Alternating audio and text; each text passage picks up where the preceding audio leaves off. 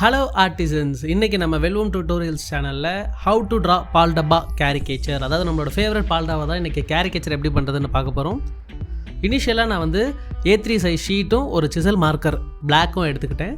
So சிசல் மார்க்கரை வச்சு நான் டேரெக்டாக வந்து பால் டப்பாவோட கேரிகேச்சரை வரைய போகிறோம். ஸோ ஃபஸ்ட்டு வந்து நம்ம அவரோட ஹெட்டு பார்த்திங்கன்னா எந்த இடத்துல ஸ்டார்ட் ஆகுறதுங்கிறத நம்ம அந்த பேப்பரில் மேலே ஒரு ஹெட்ரூம் ஸ்பேஸ் மட்டும் வச்சுட்டு வரைஞ்சிக்கிட்டோம். அதுக்கப்புறம் அவரோட ஐப்ரோஸ் அது எப்படி இருக்குதுன்னு நம்ம அதை ரிசீவ் பண்ணிக்கிட்டு, லைக் ரொம்ப திக்காக ரொம்ப சின்னதாக இருக்குது பார்த்திங்களா லென்த்தாக, அந்த ஐப்ரோவை நான் காமிக்கலாக இருக்கட்டும்ங்கிறதுனால ஒரு கமா மாதிரி, ஸோ இன்வெர்டட் கமாவாக நம்ம அதை வரைஞ்சிக்கலாம். அதுக்கப்புறம் அதில் யூனிக்காக இருக்கிறது அவரோட கிளாஸ், அதாவது அந்த டிரான்ஸ்பரண்ட்டாக இருக்குது பார்த்திங்களா, அந்த கிளாஸை வந்து லென்த்தாக நல்லா எக்ஸக்ரேட் பண்ணி, ஆல்ரெடி அவரோட அந்த கிளாஸே நல்லா காமிக்கலாக தான் இருக்குது. ஸோ அதை நம்ம இன்னும் எக்ஸக்ரேட் பண்ணி நல்லா பெருசாக கீழே ஒரு W போட்டு மேலே ஒரு பெரிய லென்த்தான ஒரு கோடு போட்ட மாதிரி எக்ஸக்ரேட் பண்ணிக்கிறோம். ஸோ அதுக்கப்புறம் இன்னும் யூனிக்காக இருக்கிறது அந்த ஹேர் அவர் பின்னி போட்டிருக்காரு பார்த்தீங்களா, அதை நம்ம எவ்வளோ ஈஸியாக போடலாம் அப்படின்னு பார்த்தீங்கன்னா, அது எந்த டைரெக்ஷனில் மூவ் ஆகுதுங்கிறத ஒரு சின்ன ஃபைன் லைன் போட்டுக்கிட்டு, அதுக்கப்புறம் வந்து ரெண்டு சைடும் லைக் சி அந்த மாதிரி நம்ம கம்பைன் பண்ணோம்னாலே போதும். நம்மளுக்கு அந்த ஜடை எப்படி பின்னிருக்கோ அதே மாதிரியான ஒரு அவுட்புட் வந்து நம்மளுக்கு ஈஸியாக கிடச்சிரும். ஸோ ஒரு சைடு நான் இதே மாதிரியே போட்டுட்டேன். அண்ட் தென் நம்ம போடும்போது ஃபஸ்ட்டு மேலே வந்து முடி கொஞ்சம் திக்காக இருக்கும் பார்த்திங்களா, அதனால் வந்து கொஞ்சம் பெரிய பெரிய சீயாக போடணும். அது கொஞ்சம் அந்த ஹேர் பின்னல் வந்து கொஞ்சம் திக்காக இருக்குங்கிறத டினோட் பண்ணும். அதுக்கப்புறம் போக போக அதை சின்னதாக்குறது மூலமாக அது அப்படியே சின்ன முடியை பின்னல் போட்டால் எவ்வளோ சின்னதாக இருக்குமோ அந்த மாதிரி போட்டுக்கிட்டோம். அதுக்கப்புறம் ஆஸ் யூஷுவல் நம்ம வந்து கேரக்டரை இன்ட்ரெஸ்டிங் ஆகிறதுக்காக ஐபாலை ஒரு சைடாக நம்ம பார்க்குற மாதிரி போடுவோம்ல, அந்த மாதிரி போட்டுட்டு அவரோட கண் எந்த ஷேப்பில் இருக்கோ அதை இன்னும் கொஞ்சம் எலாங்கேட்டடாக எக்ஸக்ரேட் பண்ணி நம்ம போட்டிருக்கோம். அதுக்கப்புறம் கிளாஸஸோட இன்னர் லைனான அதை கொஞ்சம் ஃபைனாக தின் லைனாக நம்ம போட்டுக்கலாம். ஸோ தட் அதோட திக்னஸ் வந்து நமக்கு ஈஸியாக தெரியும். அதுக்கப்புறம் நோஸ் போட்டது இந்த பக்கம் ஒரு சி, அப்படியே ஃப்ளிப் பண்ண மாதிரி இந்த பக்கம் ஒரு சி போட்டு நடுவில் ஒரு யூ போட்டு ரெண்டு சின்ன டாட் மாதிரி நம்ம போட்டோம்னா நோஸ் கிடச்சிரும். அது எல்லாருக்குமே ஒரே மாதிரி தான், பட் ஆனால் அவங்களோட அந்த நோஸோட ஷேப்பை பொறுத்த மாதிரி மாற்றணும். அண்ட் தென் லிப்ஸ் பார்த்திங்கன்னா, லிப்ஸ் வந்து அவரோட ஃபேஸ்லேயே ரொம்ப பெருசாக நல்லா தனியாக தெரியறதுனால அது இருக்கிறதுலே கொஞ்சம் ரொம்ப பெருசாக ப்ரொபோஷ்னலாக நம்ம வரைய போகிறோம். ஸோ மேலே அதே மாதிரியே சின்னதாக ஒரு வி போட்டு ரெண்டு சைடும் லைக் ஒரு கர்வி லைன் போட்டு பண்ணுறோம். அதுக்கப்புறம் உள்ளே ஒரு மேலே ஒரு சி, கீழே ஒரு எலாங்கேட்டட் சி போட்டு கீழே அந்த லிப்ஸ்குள்ளே இருக்கிற அந்த டீத் எல்லாமே போட்டாச்சு. அதுக்கப்புறம் அந்த லிப்புக்கு கீழே அண்டர் லிப்புக்கு கீழே ஒரு சின்ன தாடியையும் போட்டுக்கிட்டோம். அண்ட் தென் இந்த ஜடை பின்னலுக்கு பின்னாடி அந்த முடி தெரியுது பார்த்திங்களா, அதை நம்ம வரைஞ்சிக்கலாம். அதுக்கப்புறம் இன்னொரு ஜடை பின்னல், அது வந்து அந்த தலைக்கு பின்னாடி வரதுனால பாதி சி மட்டும் தெரியும். ஸோ அதை நம்ம வரைஞ்சிருக்கோம். இதில் நான் டைரக்ஷனுக்கு அந்த சின்ன ஃபைன் லைன் போடாமல் போட்டேன், பட் இங்கே வந்து கொஞ்சம் சின்னதாகணும் பார்த்திங்களா, அதுக்காக நான் இன்னும் கொஞ்சம் அந்த லைன் போட்டு அந்த ஸ்ட்ராண்டை வந்து ஒரு பக்கமாக பின்னாடி இப்படி திரும்பி நிற்கிற மாதிரி போட்டிருக்கேன்.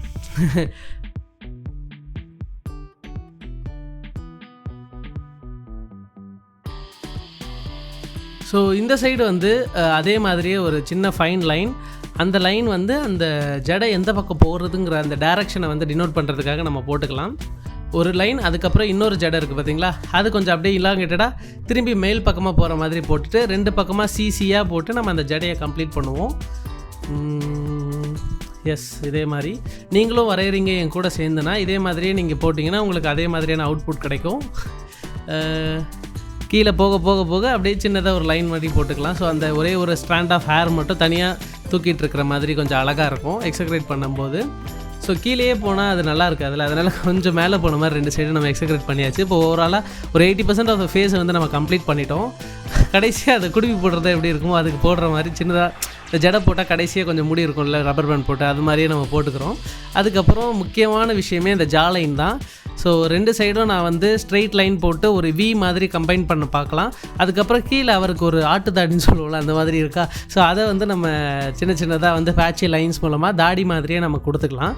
ஸோ மேக்ஸிமம் அவரோட ஃபேஸ் வந்து கம்ப்ளீட் ஆகிடுச்சு. இப்போ சின்னதான ஹைலி டீட்டெயில்ஸ் மட்டும் நம்ம கொடுத்தோம்னா போதும். அதுக்கப்புறம் அந்த சின்னில் தெரிகிற அந்த மடிப்பை வந்து போட்டுக்கலாம். அதுக்கப்புறம் அவரோட லிப்புக்கு மேலே அந்த நம்ம மூக்கு கீழே ரெண்டு உள்ள ஒரு லைன் வரும்ல அது, அப்புறம் ஐப்ரோஸில் சின்ன ஹைலைட்ஸ் கொடுத்துக்கலாம்.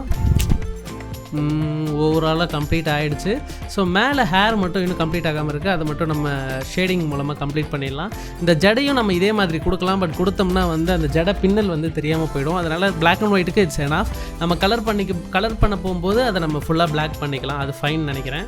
அதுக்கப்புறம் ஜடையக்கப்புறம் இருக்கிற சில முடியெல்லாம் நம்ம போடாமல் இருக்கும், அதை வந்து மார்க்கர்லேயே நம்ம வந்து பிளாக்கில் ஷேட் பண்ணிக்கலாம். அதுக்கப்புறம் அவரோட காது, அதை மறந்துட்டோம் பார்த்தீங்களா. ஸோ இப்போ அந்த முடிக்குள்ளே அது காது இருக்கிற மாதிரி நம்ம போட்டுக்கலாம். ஏன்னா முன்னாடி முடி வந்துடுது, அதுக்கு பின்னாடி காது இருக்கிறதுனால அதுக்கு பின்னாடி மட்டும் நம்ம காதை வரைஞ்சிக்கலாம்.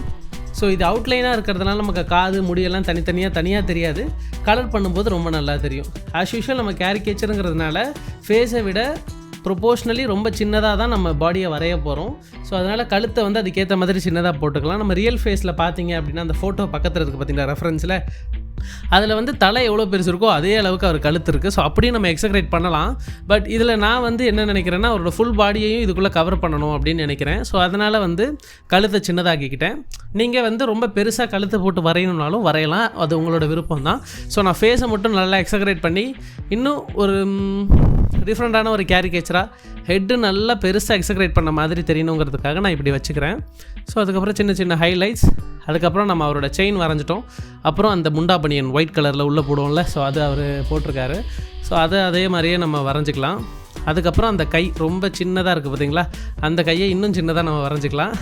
ஸோ அதுக்கப்புறம் அவரோட பனியன் அதில் எப்படி இருக்கோ அதே மாதிரியே நம்ம போட்டுட்டு கை மட்டும் லைட்டாக வந்து தம்ஸ் அப் காட்டுற மாதிரி, நம்ம வெல்லும் சிம்பிளை காட்டுற மாதிரி வரைஞ்சிக்கலாம். ஸோ அதுக்கப்புறம் வந்து நம்ம கையில் வந்து தம்ஸ் அப் மட்டும் இல்லாமல் எடிஷ்னலாக ஏதாவது ஆட் பண்ணலாம். ஓகே, மைக்கு போட்டுடலாம். மைக்கை ஆட் பண்ணியாச்சு இப்போ. ஸோ மைக்கை ஆட் பண்ணதுக்கப்புறமும் பால் டப்பா ஆட் பண்ணியிருக்கலாம்ல. ஸோ ஆமாம், நான் மறந்துட்டேங்க. ஸோ மைக்கை ஆட் பண்ணியாச்சு. பால் டப்பாவை நம்ம வந்து பின்னாடி ரெஃபரன்ஸாக ஏதாவது வரைஞ்சிக்கலாம். பிகாஸ் வந்து அவரோட நேமே வந்து அதை டினோட் பண்ணுறதுனால ஸோ அது எனக்கு கொஞ்சம் ஸ்பெஷலாக இருந்துச்சு.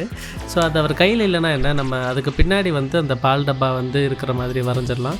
அப்புறம் சின்ன சின்ன ஃப்ரிஞ்சஸ்லாம் இருக்கும்ல நம்மளோட அந்த எல்போ பாயிண்டில், அது எல்லாத்தையுமே நம்ம போட்டுக்கலாம். அதுக்கப்புறம் அந்த முண்டா பனியனில் இருக்கிற அந்த செகண்ட் லைனையும் போட்டுக்கிறோம். பேக் வந்து பின்னாடி மாட்டி இருக்கிற மாதிரி இருந்தால் இன்னும் கொஞ்சம் நல்லாயிருக்கும்னு நினைக்கிறேன். ஸோ பேகு ஓகே, அந்த ஸ்ட்ராப் போட்டுட்டு நம்ம அந்த ஷோல்டரில் மாட்டுவோம்ல, அந்த ஸ்ட்ராப் போட்டு பின்னாடி ஒரு பேக் மாதிரி இருக்கிற மாதிரி வரைஞ்சிக்கலாம்.